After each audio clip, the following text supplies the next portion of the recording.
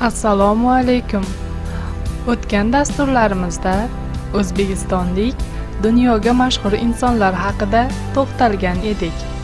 Ushbu dasturimizda esa o'sha insonlarning biri Alisher Usmonov haqida to'liqroq ma'lumot berishga harakat qilamiz. Alisher Burxonovich Usmonov 1953-yil 9-sentyabrda Namangan viloyatining Chust shahrida tavallud topgan rossiyalik o'zbek tadbirkori, sarmoyador.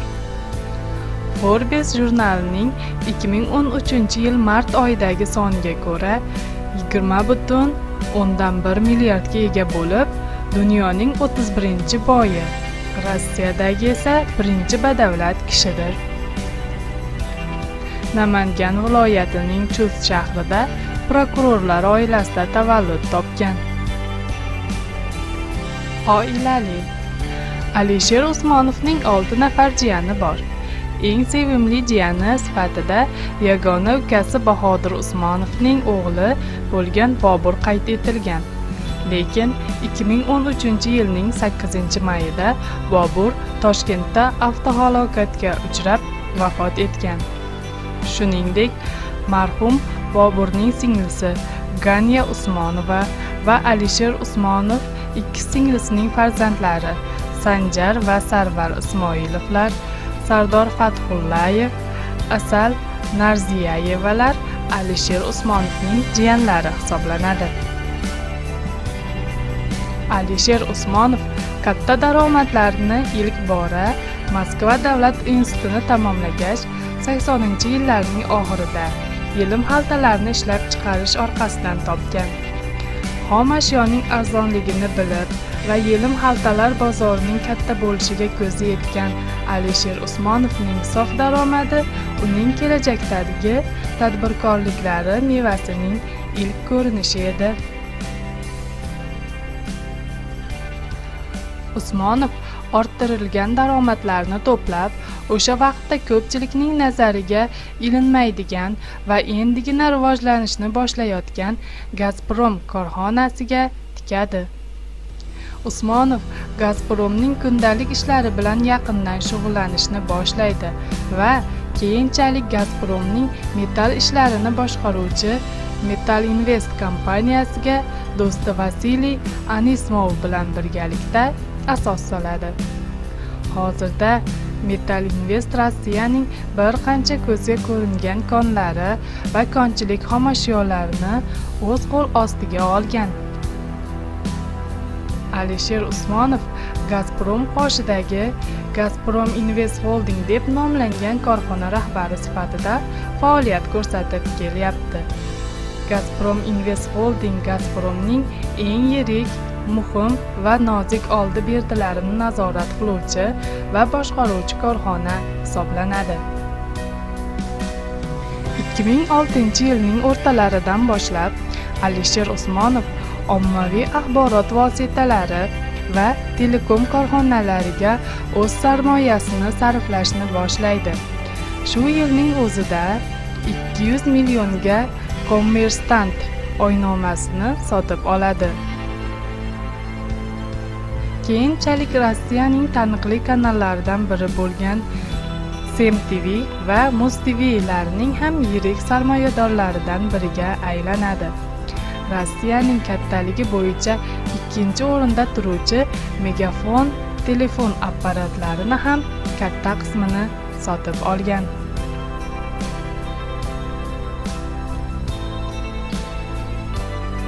Usmonov keyinchalik Digital SK Technologies DST deb nomlangan firmaga tadbirkor sherigi Yuriy Milner bilan birgalikda asos soladi. Alisher Usmonov DSTning eng asosiy sarmoyadori hisoblanadi. DSTdagi sarmoyalarning asosiy qismi jahonning eng yirik va eng ko'p foydalaniladigan veb-sayt va portallarga sarflangan. Mail.ru, Odnoklassnik.ru, vkontakt.ru lar shular jumlasidandir. 2009-2010 yillarda Alisher Usmonov va Yuriy Milner kattaroq korxonalarga pul tikishni boshlaydilar. Shular qatorida Facebook.com ning qariyb 1,96% ulushini DST 200 million miqdordagi pulga sotib oladi va Facebook.com tarmog'ining 10 milliardga baholanishiga sabab bo'ladi. O'sha paytda ko'pchilik Alisher Usmonovning Facebook.comni bu qadar yuqori baholab, shaxsiy pulning shunchasini ajratishining sababini tushunishmagan edi.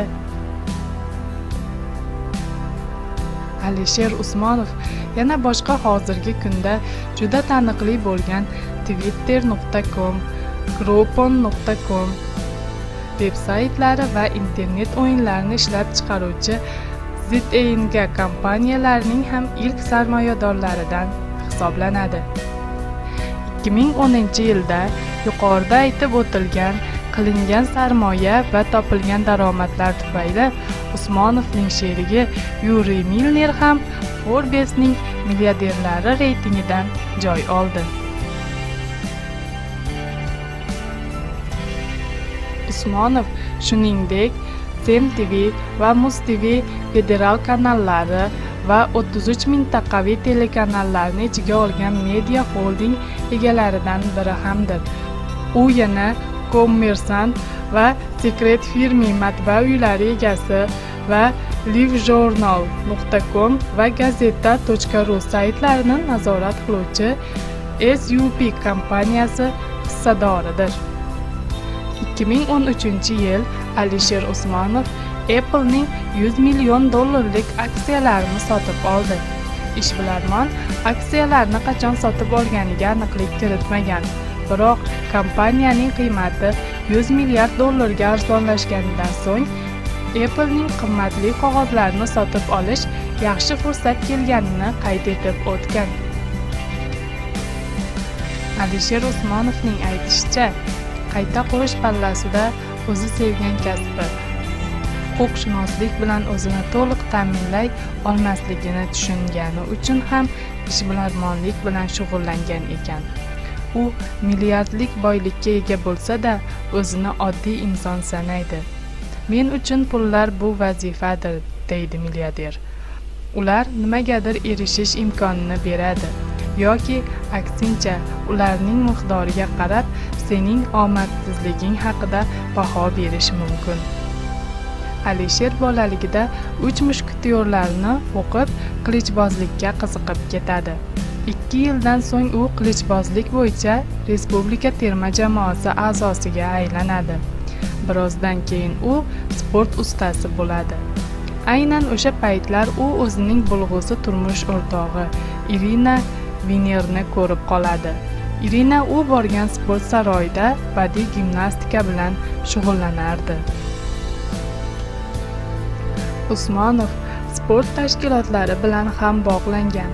U Xalqaro qilichbozlik federatsiyasi prezidenti. 2012-yili 2-marta Xalqaro qilichbozlik federatsiyasi prezidenti etib saylangan. Federatsiya kongressi Moskvada bo'lib o'tgan. U ilk bor Xalqaro qilichbozlik federatsiyasi prezidentligiga 2008-yilda saylangan edi. Ovoz berishda janob Usmonov federatsiyani uzoq vaqt boshqargan fransiyalik Rene Rok ustidan g'alaba qozongan edi. Janob Rok qilichbozlik federatsiyasining faxriy prezidenti lavozimini egallagan. Yoshligidan futbolga qiziqadigan Alisher Usmonov Londonning Arsenal klubi hissadoridir. Londonning Arsenal futbol klubining 27% hissalari janob Usmonovga tegishli. 2008-yil fevralida uning Metaloinvest shirkati Dinamo Moskva klubi homiyiga aylandi. Alisher Usmonov baletga ham qiziqadi. 2011-yildan Xalqaro qilichbozlik federatsiyasi prezidenti, 2015-yilning 31-mart kuni u Toshkentda o'tkazilgan qilichbozlik chempionatiga keldi. Uning rafiqasi Irina Venner esa badiiy gimnastika bo'yicha Rossiya terma jamoasi treneridir.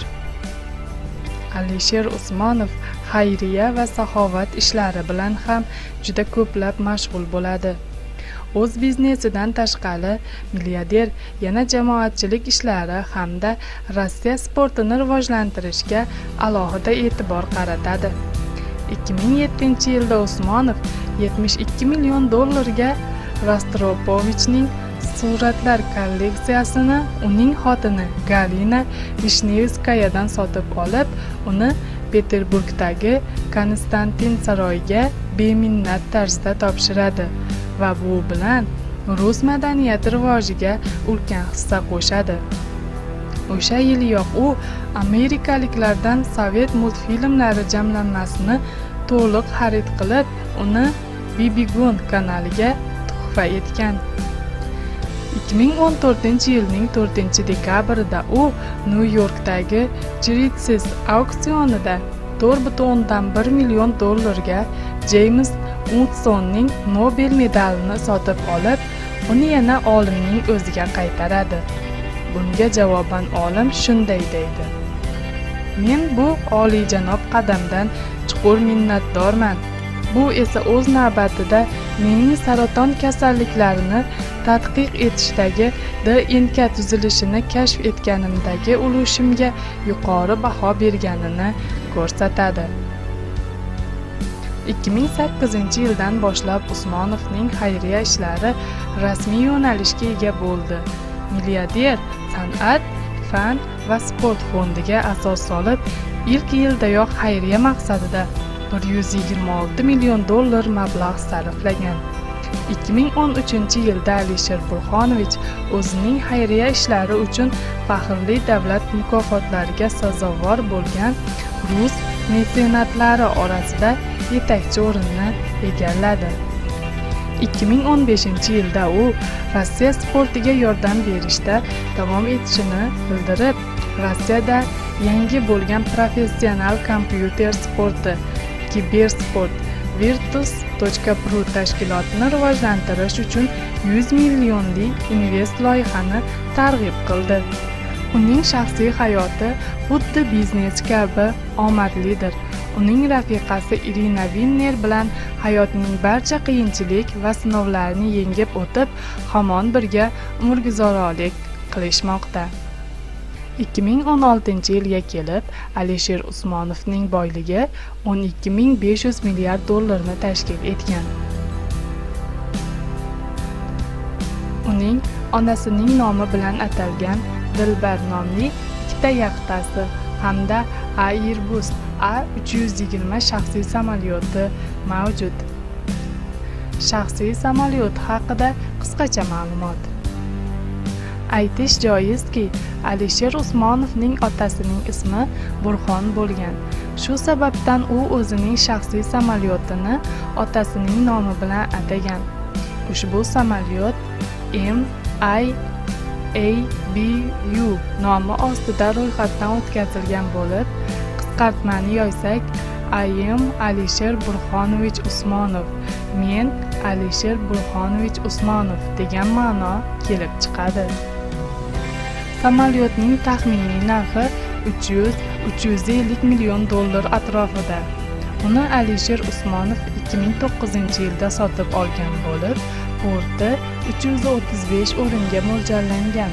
Biroq hozirda u Alisher Usmonovning shaxsiy samolyoti bo'lgani bois uning ichi keskin o'zgartirilgan. Yana bir qiziq ma'lumot.